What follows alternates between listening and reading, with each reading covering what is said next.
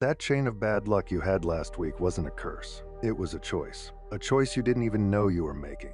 That might sound like I'm blaming you, but stick with me, because I'm about to show you the exact moment you made that choice, and more importantly, how to start consciously choosing the lucky path from this moment forward. We live our lives braced for impact.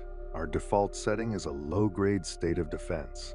We see the world as, at best, a neutral and indifferent stage, and at worst, a hostile battlefield. We compete, we struggle, we worry. We navigate a reality that feels separate from us, a complex and often cruel machine whose gears we must learn to master or be crushed by.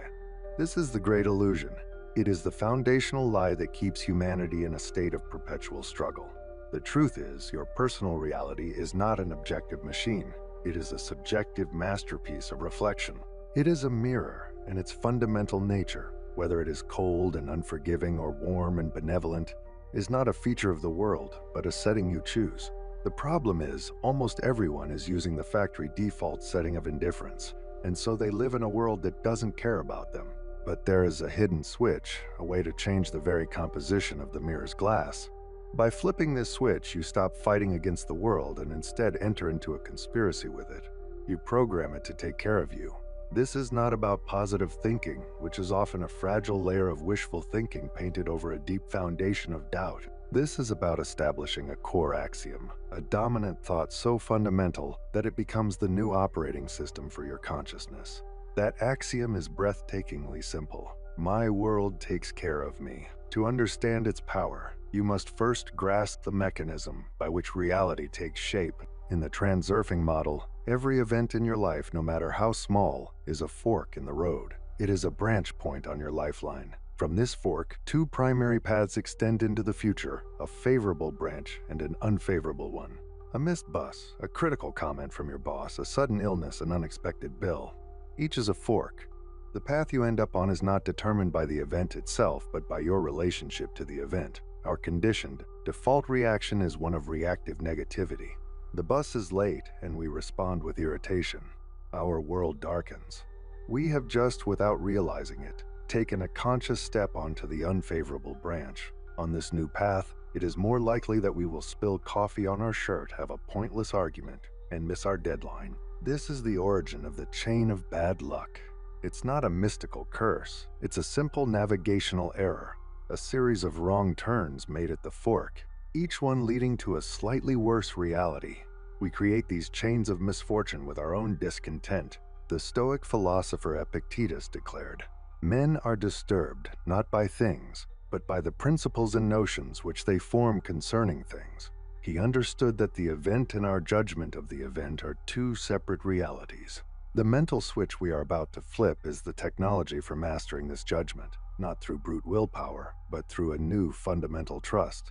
The Venetian glassmakers of Murano had a secret. To create their legendary warm, luminous mirrors, they would add gold to the reflective amalgam. This didn't change the objects the mirror was reflecting. It changed the quality of the reflection itself. Everything appeared richer, warmer, more alive. The dominant thought, "My world takes care of me," is the act of adding this gold to your personal mirror of reality. When you install this axiom as the unshakable foundation of your worldview, it becomes a filter through which you process every single event. It becomes a conscious practice of coordinating intention. You are no longer a victim of circumstance. You are a co-pilot, calmly coordinating your path with the flow of reality, trusting that the destination is favorable. Here is how you actively flip this switch and begin the conspiracy. First, you must make a sovereign declaration. You must consciously decide to end your war with the world. You must look at your life with all its current imperfections and declare a truce. You are no longer fighting it. You are partnering with it. This is a powerful act of will, a decision to shift from a paradigm of struggle to one of trust. Second, you adopt the axiom. You begin to repeat the phrase, "My world takes care of me," not as a hopeful affirmation, but as a statement of fact, as an observation of a fundamental law.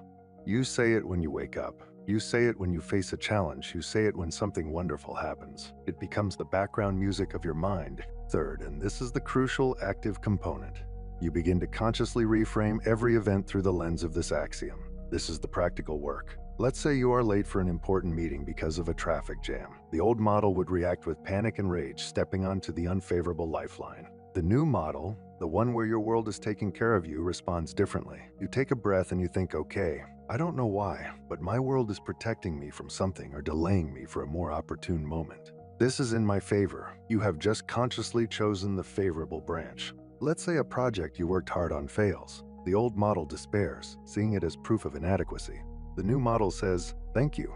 My world has just saved me from a path that was not truly mine and is clearing the way for something far better. This is not self-deception.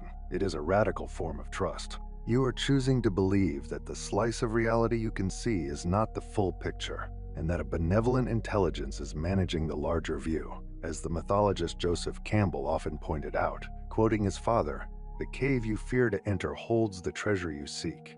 This practice is about learning to see every setback not as a wall, but as the entrance to a cave. This practice must be symmetrical. It is just as important, if not more so, to attribute the positive events to your caring world. You find a perfect parking spot right at the front. The automatic thought must be, of course, my world takes care of me. You receive an unexpected compliment. Yes, my world is showing me its favor. You enjoy a beautiful sunset. Thank you. My world is providing this for me. By doing this, you create a powerful feedback loop. You assert the axiom. You see evidence that confirms it because you are now looking for it, which strengthens your belief in the axiom, which in turn causes you to manifest even more favorable evidence. You are systematically, deliberately, training yourself into a state of grace. You are building a new relationship with reality, one based on partnership instead of antagonism. What happens on a metaphysical level when you do this? You are not just changing your mood, you are actively changing your vibrational frequency. The layer of your world is a concept from transurfing that describes your personal pocket of reality.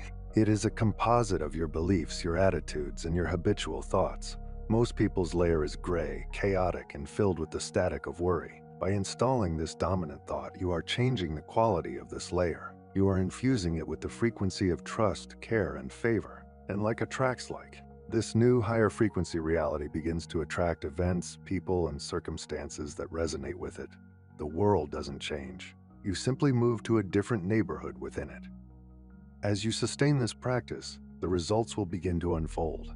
At first, they will be subtle, a general feeling of lightness, less friction in your day. Things just seem to flow better.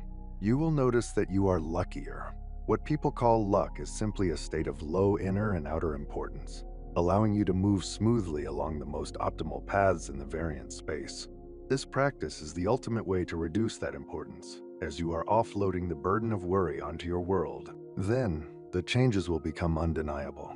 The conspiracy will become obvious. You will be presented with opportunities that seem tailor-made for you. The right people will appear as if on cue. Solutions to long-standing problems will present themselves with absurd simplicity.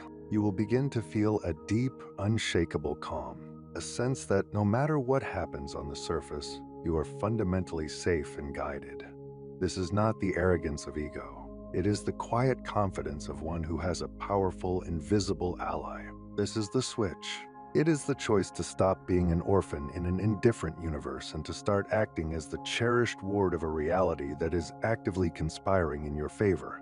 The world itself doesn't have an opinion. It is a mirror. But by adding your own gold to the amalgam, you ensure that from this day forward it can only reflect back a reality of warmth, of grace, and of benevolent care. So, make the choice, flip the switch, start the conspiracy, and then simply pay attention as your world begins to prove you right. Here's the mission, should you choose to accept it.